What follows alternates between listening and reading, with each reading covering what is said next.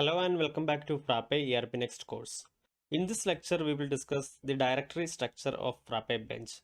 When you create a new project or a new instance in Frappe framework, this will create a Frappe Bench directory in your system. Inside this Frappe Bench, we can see multiple directories and some files. Here I am explaining each of these directories and files in detail. Let's start learning. This is the general structure of Frappe Bench directory. The first directory is application directory and which contains the installed application inside this Frappe Bench. Next one is the configuration directory and this contains the Redis and Nginx configuration files. Another important directory inside this Frappe Bench is env directory and this contains the Python virtual environment and the required libraries for Frappe and ERP Next application.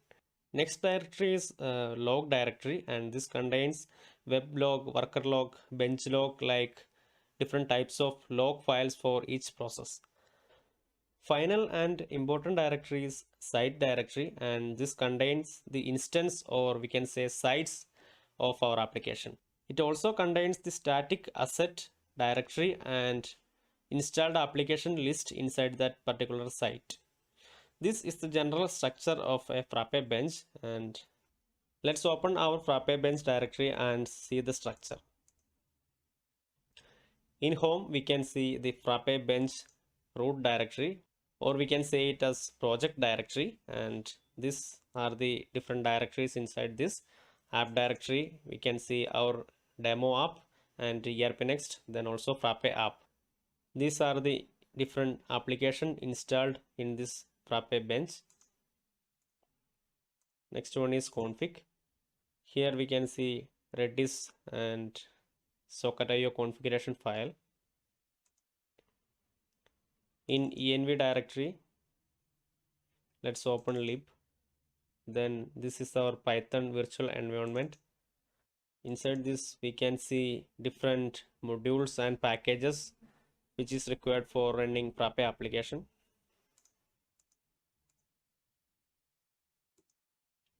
And in logs we can see different log files like bench log, Frappe log, scheduler log, then worker error log and worker log. Last one is sites. Inside this site we can see our site decoded.com and the configuration files. In assets we can see different CSS and JavaScript assets for our application.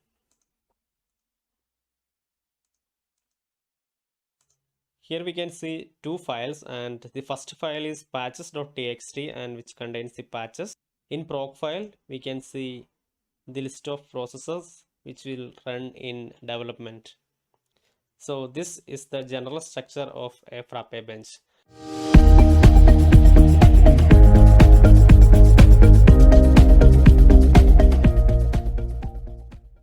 In previous lecture, we have seen the directory structure of Frappe bench, and in this lecture, we will discuss the directory structure of an application which is developed in Frappe framework. Let's start learning. This is the general structure of an application, and the application is present inside apps directory. For example, if we create a library management application in Frappe, the root application directory will be inside apps directory.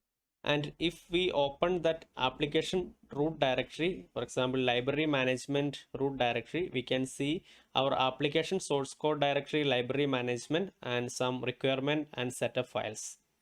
Inside this library management source code directory we can see an important file and the name is hooks.py. Hooks are used to extend or intercept standard functionality provided by Frappe framework. We can also see a directory inside our apps directory with the same name, library management, and this is considered as a module. And in Frappe we will use module to group different doc types, dashboards, reports and pages with same functionality. Next file is modules.txt file and this contains the list of modules defined inside this application. We can also write patches in patches.txt.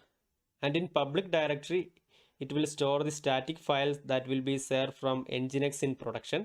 We can also see a template directory inside this app directory. and it contains the Jinja templates, and we can use these templates to render web views. To store web pages like things, we will use this www directory. This is the general structure of source code directory, and outside this source code we can see requirement.txt, and this contains the requirement for running this application. This is the general structure of an application developed in Frappe framework, and let's see our ERP next application structure. I am opening my root directory, and let's open Frappe bench, then apps directory.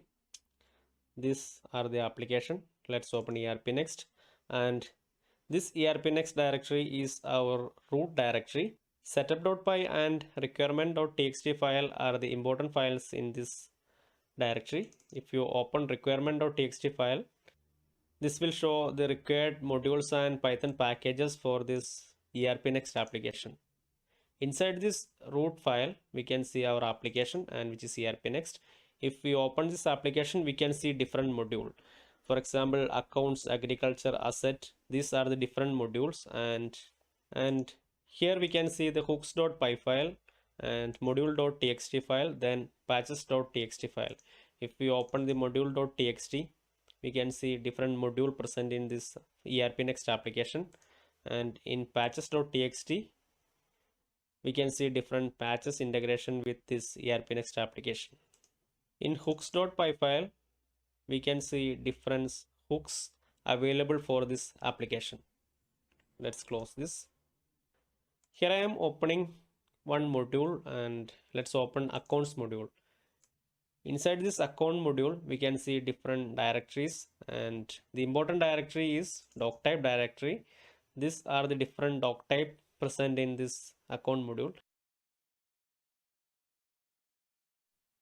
And in reports, these are the different reports associated with accounts.